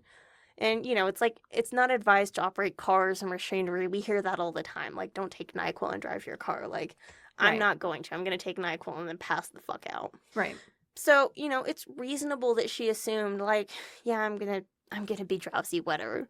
But it still should have been monitored by a physician who was aware that she was on Nardil, Dalmane, and Valium. Like, all of those things will make you very sleepy. And maybe that should be emphasized a little bit more. Like, hey, you're not just gonna be drowsy. You're gonna be, like, really drowsy. Like, keep an eye on this. You're gonna be, like, exhausted. Yeah. Beyond that, there were also several medications that should have been changed because of the serious reactions that they produced together. Percodan should never have been prescribed to someone on Nardil, and erythromycin should not have been given to someone on Valium because of the altered drug metabolism it causes in the body. So it can cause you to either hang on to it or metabolize it super quickly. Either way, that needs to, like, not be prescribed together. Right. Nardil also increases the toxicity of oxycodone by some unknown mechanism, but we know that it possibly slows down the ability of the body to metabolize it, and it can increase the chance of low blood pressure, fever, and death. But that is not the worst part. Not even fucking close to the worst part, actually. Okay. She should have been warned entirely against using another cold medicine, which was found at autopsy, and this was Dristan cold. Dristan reacts with Nardil to create an acute hypertensive episode. Your blood pressure can get so high that you fucking die. So, on its own, Nardil could cause side effects, including, as I mentioned before, low blood pressure, but also dizziness, headache, tremors, twitching, myoclonic movements, and hyperreflexia. And that kind of sounds pertinent to this case. An overdose of Nardil could cause rashes, slurred speech, confusion, restlessness, rapid heartbeat, trouble breathing, sweating, and fever. Oh my god.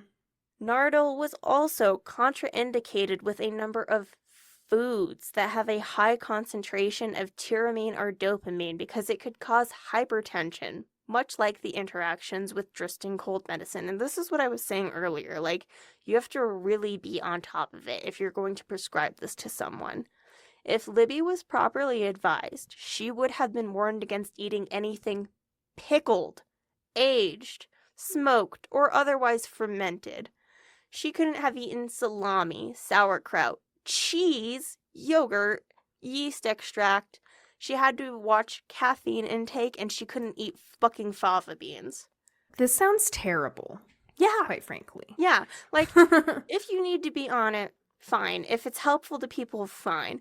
But for them to be like, but you have to be careful as fuck. Yeah, and for them to be like, oh, she took cocaine and it's her fault. She could have eaten fucking cheese on Nardil and you fuckers wouldn't have caught it, would you? Right. Like, I'm so beyond mad, and this happened ages ago. I mean, we're coming up on like the 40th year anniversary of her death, and they didn't take any accountability. And we'll get into it, we'll talk about it, but like having first and second year students trying to remember all this, because like this is a lot. I admit that's a lot of information. Yeah, and I admit I don't remember things unless they're written down in front of me. I've misspoke on this podcast before, and now it's out and everybody can hear me having done that.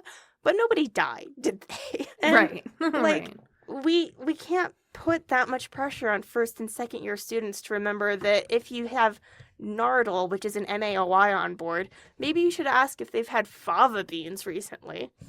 Right. Like, because it's so random and peculiar. Like, there's, yeah. Yeah. Anyway. Oh my god, that's so much. That's so much to consider. And I feel like this is a tagline at this point, but Venus, it gets worse.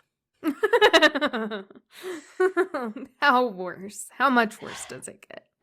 If they had been familiar with the drug, they also could have avoided another serious drug-drug interaction that very possibly caused the death of Libby Zion.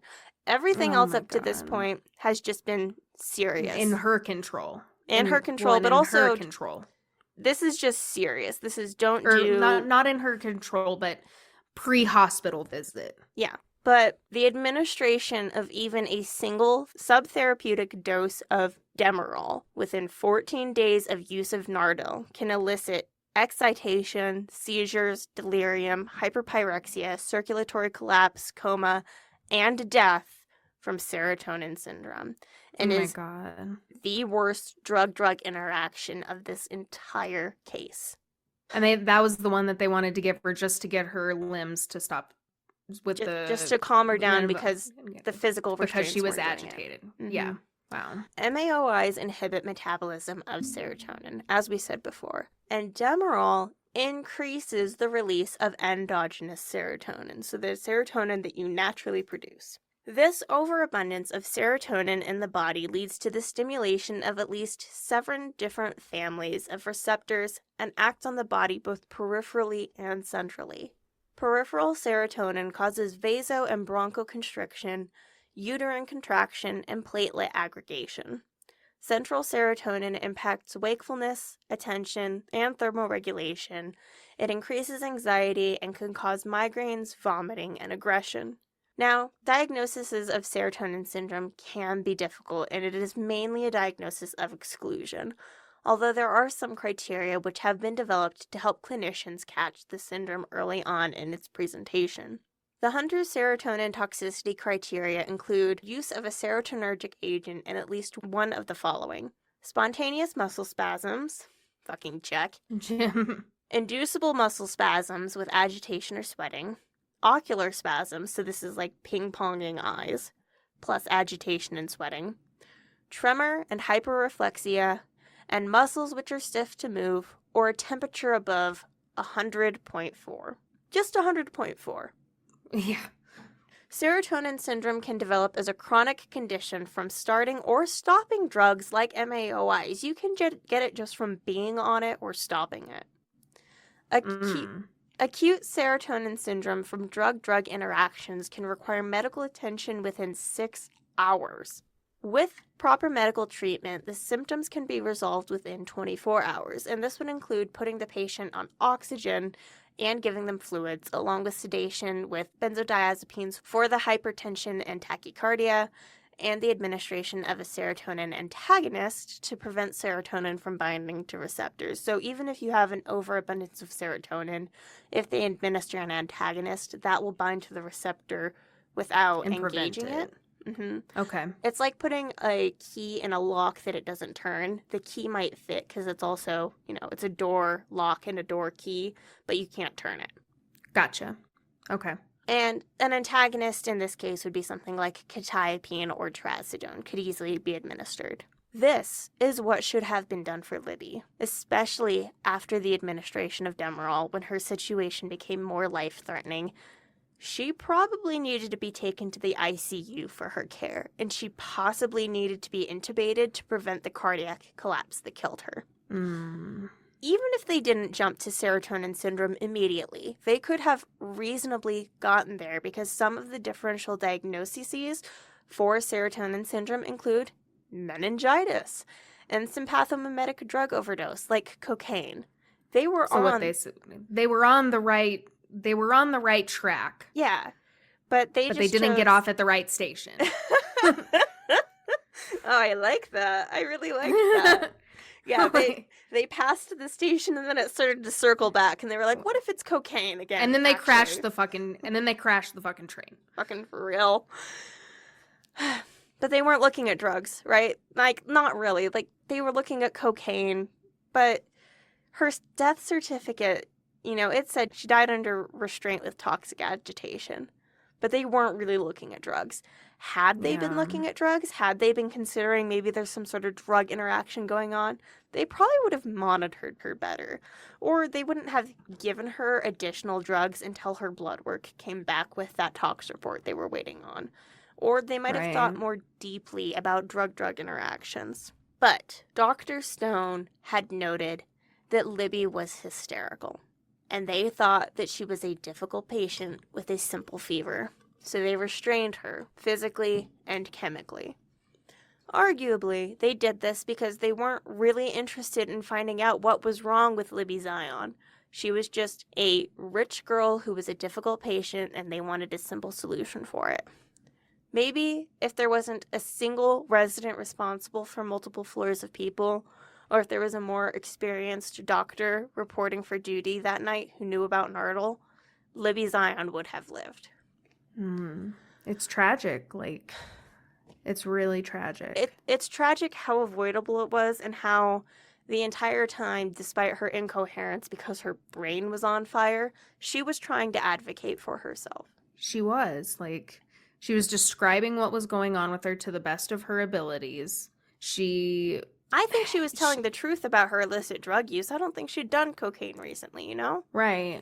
I don't. No, like, well, and I mean, if she had been having this fever for days, like, that's not going to be at the top of the list when you have a fever. No. You know what I mean? Like, you're not, like, trying to get party drugs, like, Yeah. and get turned up, like, when you're dealing with a fever. Yeah. And she had already been dealing with the tooth pain. Like, she didn't even stay at her going away party for that long. Like, right. Yeah.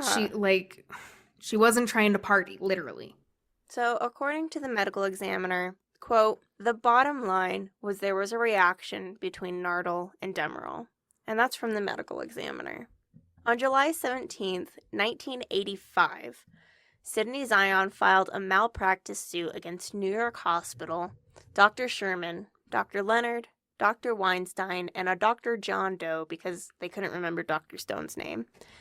And the hospital actually initially refused to release his name to them so that they couldn't name him in their prosecute him. suit. Yeah. Mm-hmm. Ugh. And the grand jury first assembled on May 5th, 1986, and then held 24 sessions over the following 6 months. By then, New York Hospital was already quietly making changes based on malpractice deaths, besides Libby's, at their own hospital, as well as changes being made at other area hospitals. For instance, in 1986, there was now an attending doctor on duty in the emergency room at all times, so residents like Dr. Leonard would not be left alone to admit patients. Also, every department at the hospital now had a quality control committee. Okay. On December 31st, 1986, a report was submitted into public record from the New York Supreme Court regarding the care and treatment of patients and the supervision of interns and residents in New York County, and this was the first time that a report of this nature had ever been issued. Although Libby Zion and New York Hospital were not named in the report, it demanded corrective legislation to avoid similar deaths at the hands of unsupervised residents working unlimited consecutive hours under inadequate and ill-defined laws. It also recommended research into the possibility of installing a computerized system in hospitals that would allow staff to check for contraindicated drugs. Ultimately, the grand jury could not determine why Libby died, but they did believe that the onus was largely on the hospital and not on Libby's behavior. The jury did not believe that pneumonia played into her death and that the restraints were a bigger culprit because her temperature could have continued to rise as she fought against them. They did not believe that cocaine played a role in her death and that it was more likely caused by the mixture of Nardole and Demerol. Like, fucking obviously, but whatever. Right. They at least saw through the bullshit, though. Yeah. Like, this is good. They conceded that Libby's drug history might have been incomplete when questioned, but that regardless of that, and even if they did think that she was having a reaction to cocaine, that, quote, a physician suspecting a drug reaction should not rule out the possibility of a drug interaction merely because the patient denies having used drugs, end quote. And more importantly, that both conditions, pneumonia and a cocaine reaction, are treatable. Right. Like, they're not wrong. No. They're not wrong. You can come to a hospital with issues related to either, and they should be able to help you, and it shouldn't matter who you are or what you've done. Like, that's the Hippocratic Oath. Right. The grand jury's report led to the establishment of a commission called the Bell Commission. By 1987, the Bell Commission started making preliminary recommendations to the New York State Department of Health. These included limiting the hours residents could work to 12 per day in emergency care and 16 per day elsewhere. On July 1st, 1989, New regulations were adopted in New York State based on the Bell Commission's recommendations, and these were: non-surgical staff should not work more than 80 hours per week, on average over 4 weeks. Residents should not work more than 24 consecutive hours. You think? You think? Scheduled rotations need to be separated by at least 8 non-working hours and one 24-hour non-working period each week. So you need to have at least a full day off between weeks. That's nice of them. Residents must be supervised by attending physicians at all times. There it is.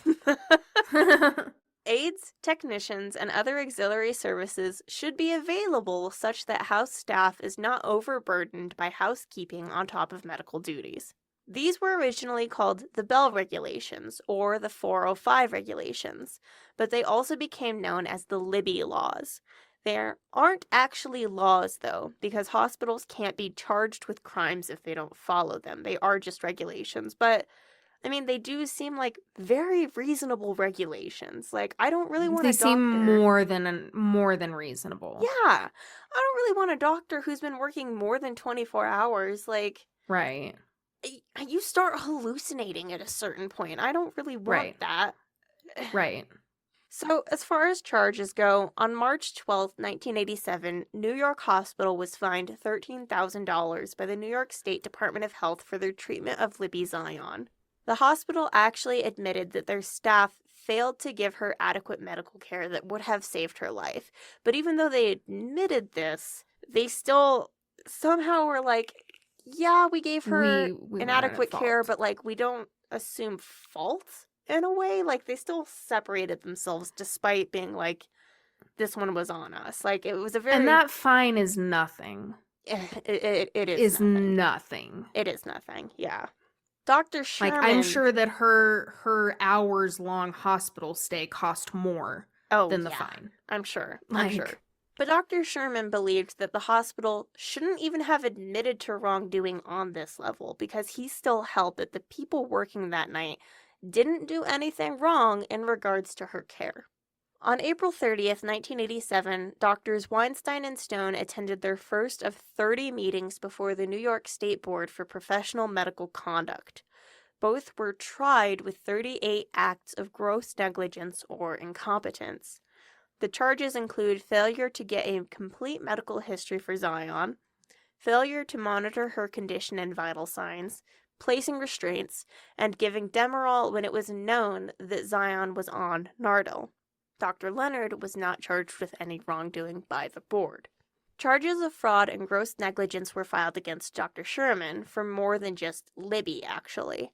Another patient, only identified as patient B, claimed that Dr. Sherman misdiagnosed a severe condition over the phone, which delayed her from going to the emergency room and causing her unnecessary pain. Dr. Sherman was cited with failing to obtain medical histories, failing to perform examinations, improperly ordering drugs, failure to supervise other physicians, rendering improper diagnosis, and giving false testimony in separate New York State Board hearings. And Dr. Sherman was the family friend, not friend. Yeah, friend. Questionable friend, right? No, not a friend right. after Okay. this, for sure. Just making sure. Well, yeah. Yeah. On September 23rd, 1989, the New York State Board for Professional Medical Conduct dropped all charges against Dr. Weinstein and Stone. However, on May 26th, 1990, the New York State Board of Regents overturned the verdict of the State Board and argued that Dr. Weinstein's failure to personally examine Libby Zion when she was called back to the floor by nurses was totally unacceptable, and they found her guilty of gross negligence. They also found Dr. Stone guilty of gross negligence for his note in her summary, which diagnosed Libby with hysterical syndromes, which biased the care she was given by the team and led to inadequate treatment. Yep, that's awesome. Okay. But neither doctor had their medical license pulled. Rather, they were penalized with a censure and reprimand, which is a public warning that puts the doctor on notice about unacceptable behavior. Dr. Sherman's case was also cleared by the New York State Board, and on April 26, 1991, the Board of Regents dismissed his case. Then, on October 31st, 1991, the New York State Supreme Court Appellate Division voted unanimously to overturn the censure and reprimand of Stone and Weinstein, and their records were cleared. Essentially, they had done nothing wrong. Oh, wow. Okay. And I mean, well, it was almost like they tried to do something. like Almost. And I mean, I don't know. It is like they overturned it because they were like, the lives and the careers of people who were first and second year residents don't deserve to be destroyed over this case. And it's like, yeah, they were students, but they should have called someone. They should have asked for help. They should have asked when they for realized they were out of they should have realized when they were out of their depth help. and asked for help. And I don't know, doctors are some of the hardest kinds of people I've ever worked with. Like, the level of arrogance that comes out of a doctor is fucking unbelievable. And I feel like this residency structure fostered that arrogance. Yeah. You know? Like, they should have called someone because an 18-year-old girl fucking died because Demerol was administered in the presence of Nardil. And I don't know, does somebody's medical license deserve to be pulled for that? I guess I believe so. I don't think that they should practice medicine, but it's also like they were working in a system that didn't help them succeed. But right. I just don't think that's what criminal charges look at. Criminal charges look at, like, what did you do in the situation? And in this situation, they didn't call anyone. Right. They didn't ask anybody for expertise. They were not experts. Like, in the situation. They should have asked for somebody to help them. Yeah. When they weren't getting any results. Like, yeah. And I'm glad that they called her out. Like, it was negligence for her to not come back when the nurses were like, yeah, things are getting real. Yeah. And she's just like, yeah, nah, I'm busy. Yeah, I'm busy. it's fine. I'm sure she's fine. She has a fever, whatever. Right. And I mean, I don't know. I don't side with Sydney Zion, who is leading the charge on all of this, but I understand where he's coming from. Like, his daughter died, and he doesn't want anybody else's daughter to die. So his civil suit against the doctors had failed to bring charges. The grand jury had failed to bring criminal charges, and the state board had failed to bring charges. He wasn't happy with the hospitals. He wasn't happy with the doctors.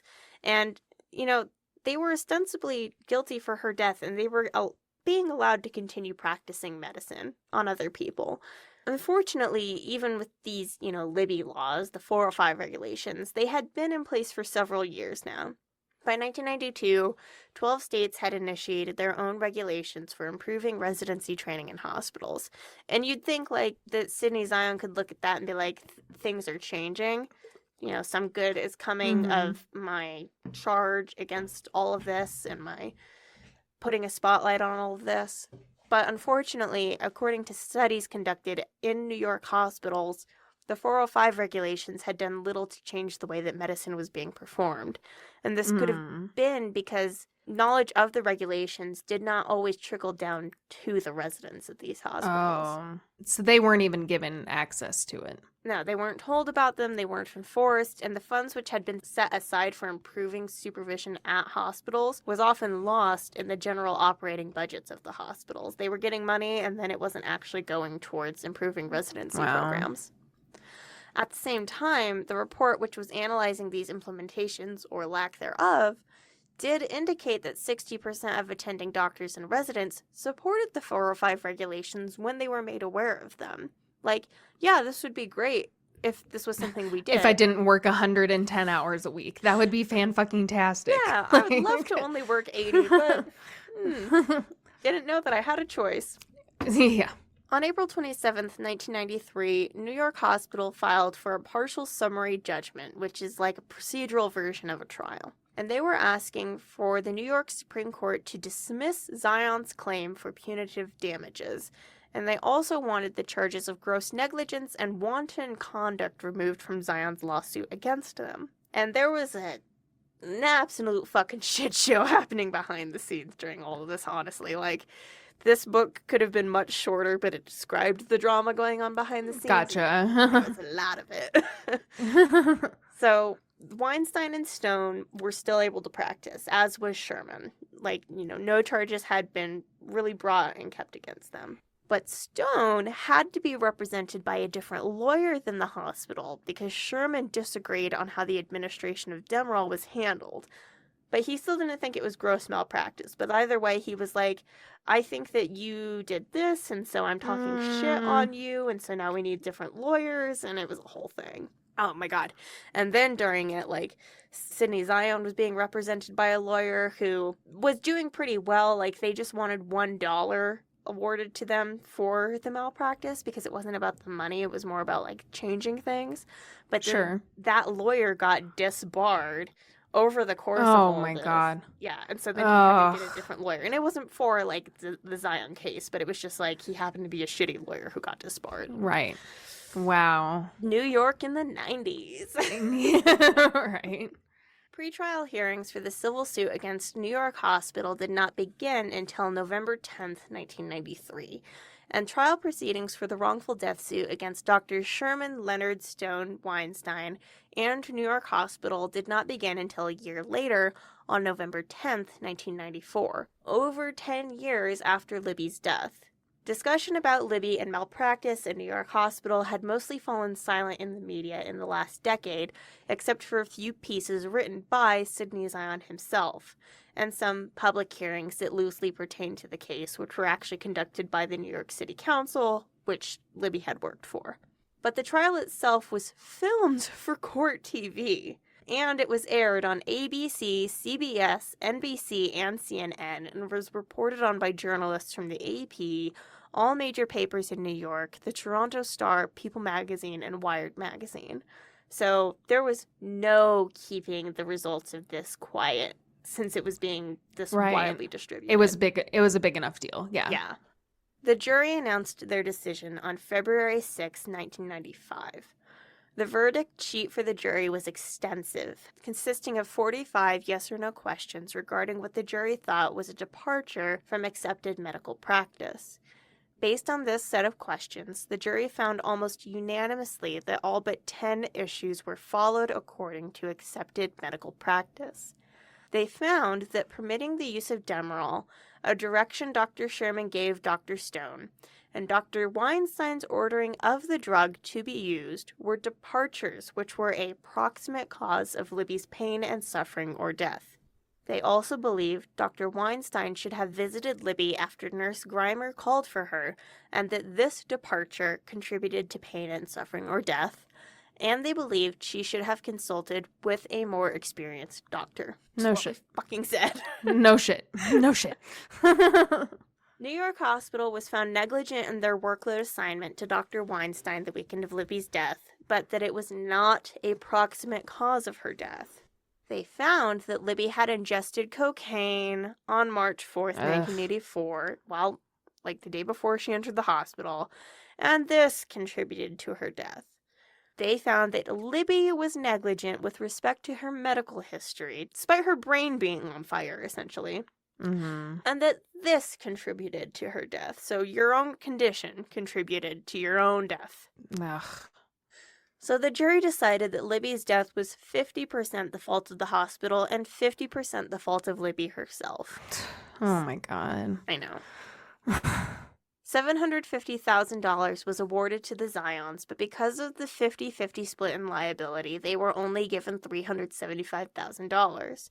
But the jury did seem to understand that the Zions weren't really looking for money. As I said before, initially they wanted just $1. They just wanted to get $1 because they wanted something different to happen. They were looking for change. Damages were not assessed to New York Hospital or doctors Sherman, Stone, or Weinstein. According to one juror who later wished she had pushed against this decision on the doctors, she said, I don't think they set out to kill Libby, but maybe some people should have been punished, especially Louise Weinstein. She could have done more for Libby. Totally agree. Totally agree. Yeah.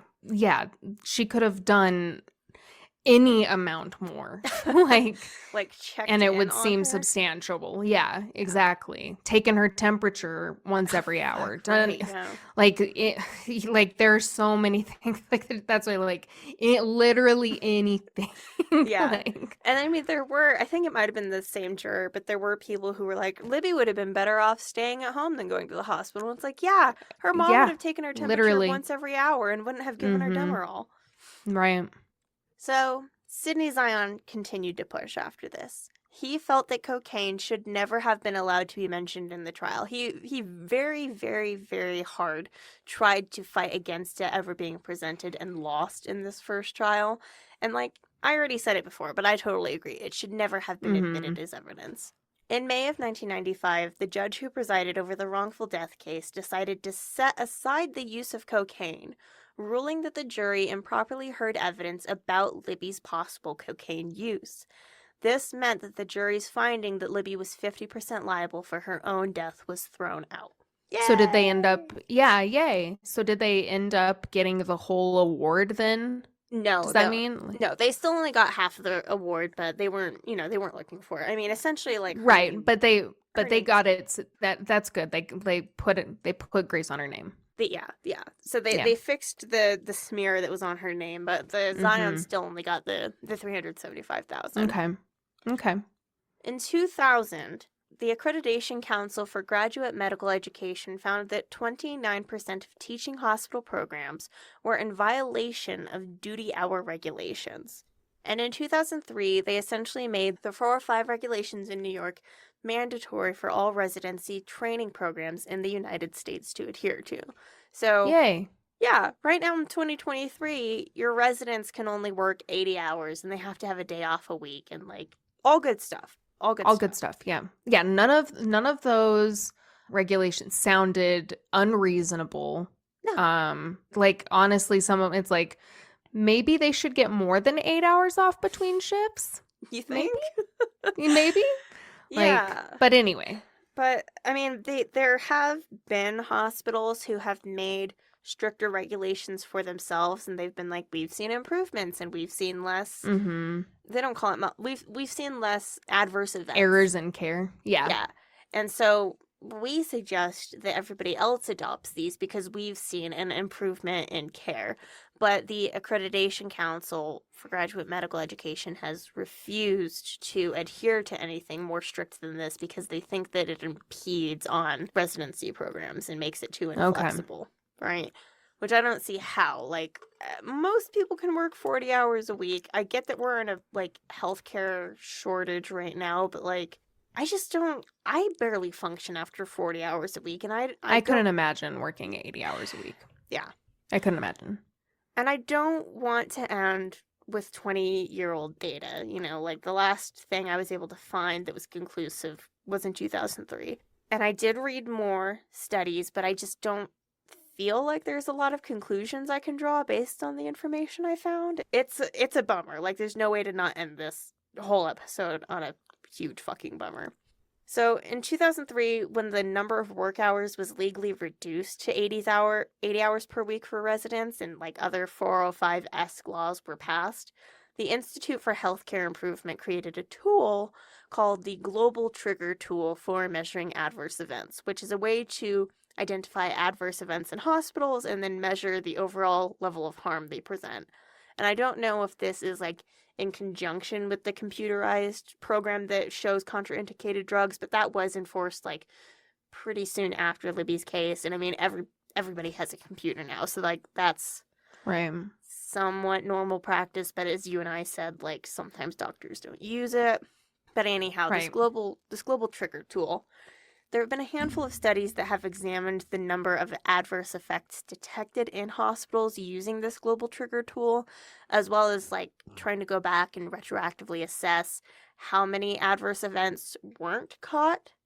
But it's hard to draw a conclusion because the papers themselves have found that like not a lot of adverse effects or adverse events have been caught using this tool, but it could be because like adverse event is characterized differently from hospital to hospital. Like they're not just measuring deaths, right? Like that's a pretty low fucking bar to measure. Right.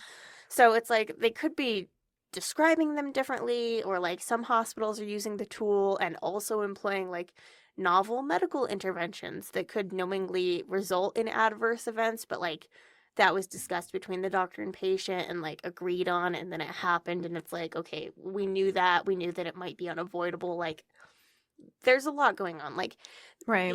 these studies are important, but they're like stepping stones to something that we have to assess in the future. And like I feel like we should have been doing it more often, but I found like 3 or 4 studies in the past 20 years, and it's just not assessing. Oh, that's crazy. That's crazy. And I did find a study that specifically examined polypharmacy adverse events, but it was a single study at one Finnish tertiary hospital. Like, I don't know how much you can say that that's a global experience in hospitals. But that is to say that of the studies I was able to find, none of them boded well for patient safety and our ability to identify or prevent adverse events.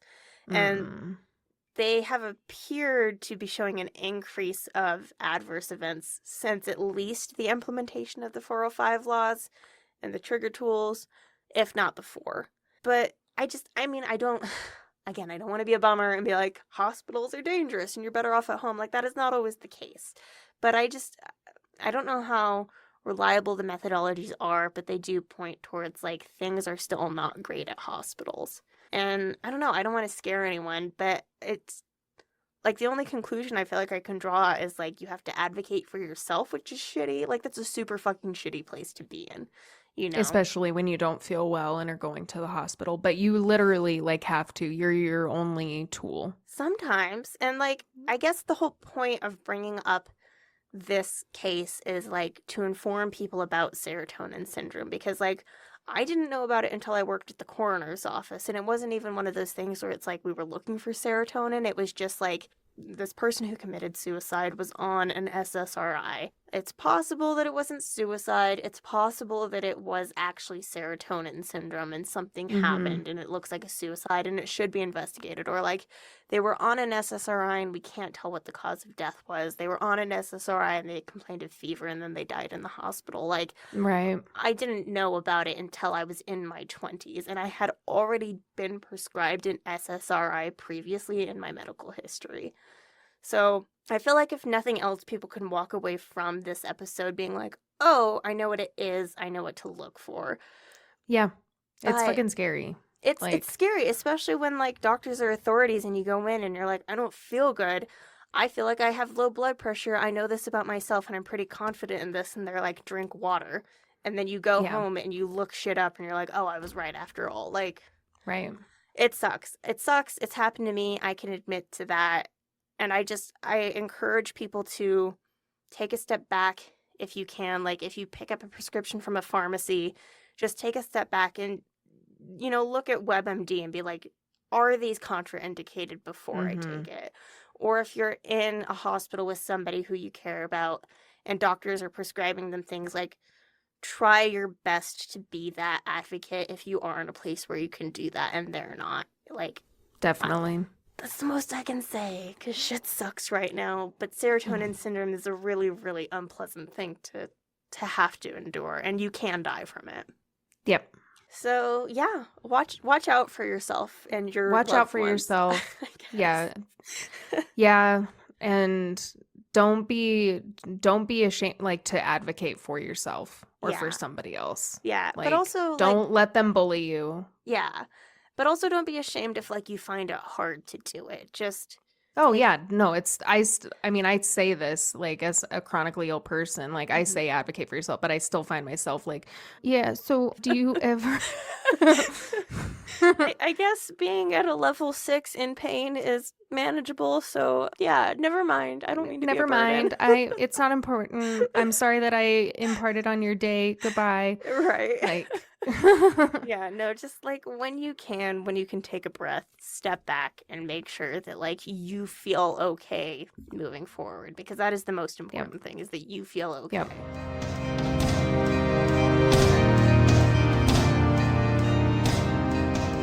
Thank you for joining us. We hope you enjoyed this episode. Please like, follow, subscribe, and review us everywhere you get your podcasts.